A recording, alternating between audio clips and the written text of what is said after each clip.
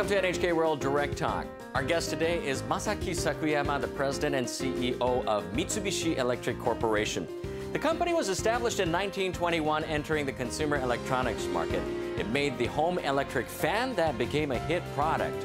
It went on to produce bigger things, including the electric railway substation, and today Mitsubishi Electric makes a wide range of products. While many of Japan's leading electronics companies fell into the red after the 2008 global financial crisis, Mitsubishi Electric successfully stayed the course. We asked President Sakuyama about his company's business strategy as well as its unique technology. Shanghai. Amid the skyscrapers, one building stands taller than them all, the 128-floor Shanghai Tower. Inside, you'll find an amazing elevator system. It was installed in 2015. The elevator takes passengers from the second basement level to the 119th floor observation deck, a distance of 565 meters in just 55 seconds. The system was designed by Japanese electronics company Mitsubishi Electric. Its top speed is over 60 kilometers an hour, and it comes to a stop with millimeter precision. Think about a train. It would be extremely tricky to stop a train at a station within a couple of millimeters, but with an elevator, you have to be able to do that. If you're just 5 millimeters off, some wheelchair users won't be able to get over. I think it's marvelous we've been able to achieve this level of precision. I'm also so impressed at how our elevator doesn't shake or sway. And there's almost no wind noise. It moves so quietly because the parts you can't see, like the outside of the cab, are highly streamlined. That's very important. Also, we know that maintenance and after-sales service are crucial. Mitsubishi Electric has a system to remotely monitor its elevators 24 hours a day. Constant checks ensure everything is running smoothly. If there is a problem, staff can be dispatched immediately to the site in question. We're supplying our elevators to countries around the world. These elevators are carrying the Mitsubishi Electric name forward, making it better known in all these countries. They're the vanguard. Elevators are just one area in which Mitsubishi Electric's technology excels. A device they developed for trains recently went into use. It's an inverter, which helps control acceleration and deceleration. One of the new inverter's key features is a power semiconductor that uses an innovative material, silicon carbide, a chemical compound with very low electrical resistance.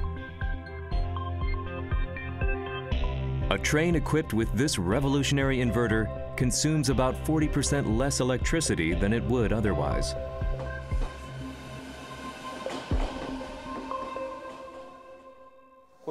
We started developing the new semiconductor in the early 90s, so over 20 years ago. We were pretty close to being able to put it to practical use right in the year 2010. So around then, we began asking, how should we put this technology to use? What potential does it have? What sort of business opportunities does it create for us? What could it do for each of our divisions? We got all our business divisions together, and we discussed these questions. And through that discussion, it seemed that the railways industry was our most attractive prospect. So we began putting our efforts there.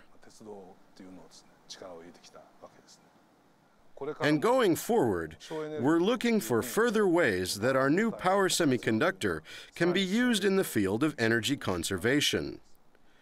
We certainly want to make a contribution to reducing energy consumption and reducing carbon emissions. That's definitely on our minds. Developing unique, world-leading technology has been an important part of Mitsubishi Electric's growth. But that's not the full story. In the electric power industry, one of its core businesses, Mitsubishi Electric actually licensed technology from the American manufacturer Westinghouse up through the 1980s.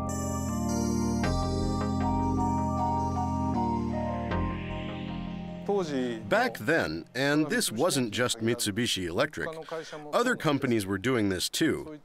Back then, all the technology we used to make large-scale generator turbines came from the US. We licensed this technology from the US and used it to make our products. That was the situation in that era. It was a little discouraging, honestly. At the end of the 1980s, Masaki Sakuyama, who was in the generator design division, began working on the development of proprietary technology. This proved to be a difficult endeavor. For example, during a test run of a thermal power station, equipment developed independently by Mitsubishi Electric ran into trouble.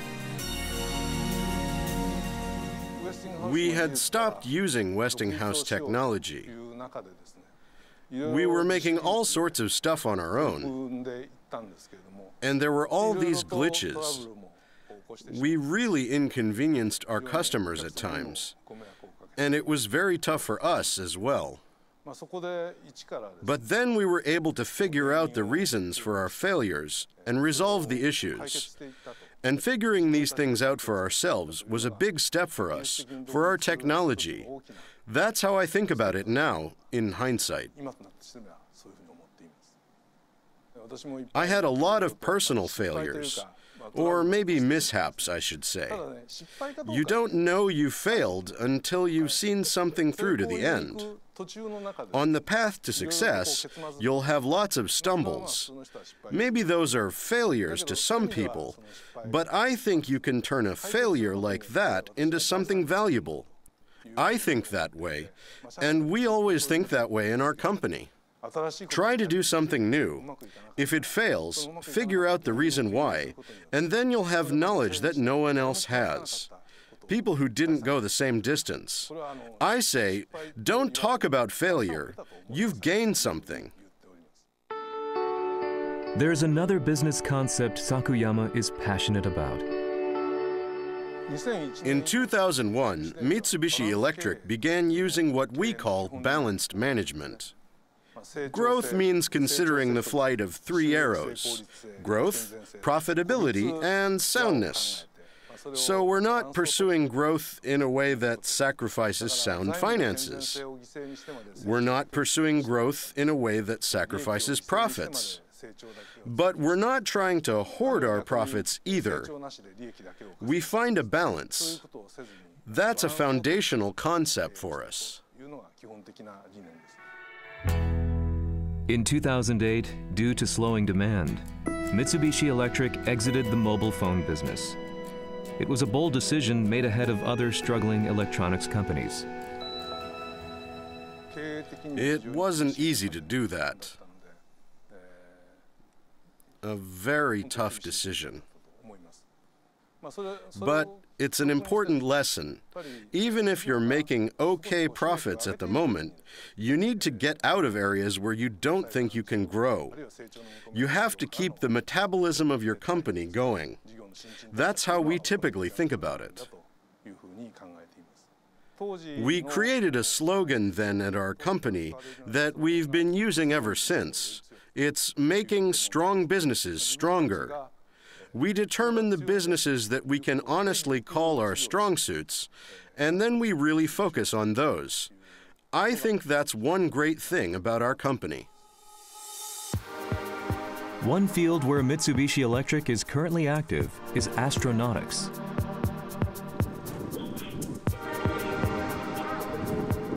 The company has helped to develop weather satellites and other man-made satellites. This includes a very promising system of positioning satellites for Japan. Unlike the US-created Global Positioning System, where satellites are continually circling the Earth, Mitsubishi Electric's satellites remain directly above Japan, allowing them to provide more precise location information. This system offers high-precision position measurement 24 hours a day at a level that current GPS technology can't match. It can tell you where things are down to the centimeter. You know exactly where something is located. Mitsubishi Electric is also working on a system where the data from its satellites is fed into autonomous vehicles. It's aiming to have this system where steering, acceleration, braking, and turn indication can all be done without human input on the road in the 2020s. Our satellite technology is certainly going to be put to use in driverless cars, but beyond that, in agriculture as well. We have the position down to the centimeter, so we'll have devices that can plant rice seedlings one by one. They can figure out where to put the seedlings. I think we're going to enter an era where we leave most of the work to machines. We'll just do the final check. That's what we're expecting.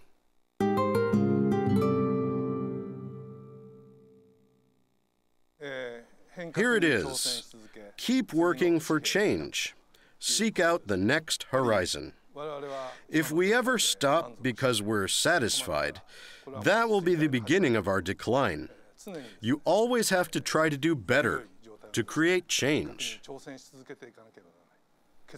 Even if you stumble, you get back up, right until the end. You're always trying to go farther, one more step. Go to the next level. In other words, seek out the next horizon. Keep working for change. Seek out the next horizon. That's my motto. Those are the words I live by.